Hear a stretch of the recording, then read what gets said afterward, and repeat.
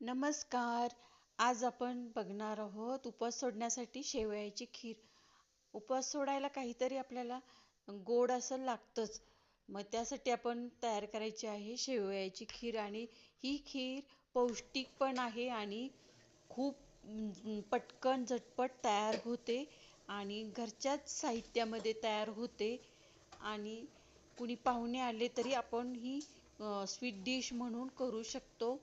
खूपच छान आणि टेस्टी आणि एकदम एक वाटी खाऊन पण पोट भरणार नाही अशी पुन्हा पुन्हा खावंशी वाटेल अशी खीर तयार करणार आहोत. तर बघूया त्यासाठी साहित्य घेतलेलं आहे.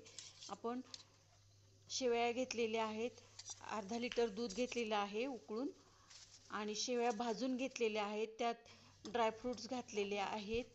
दूध उकळून झालेलं आहे, शेवया भाजून ड्रायफ्रूट पण शेवयांबरोबर तुपामध्ये भाजून घेतलेलं आहे.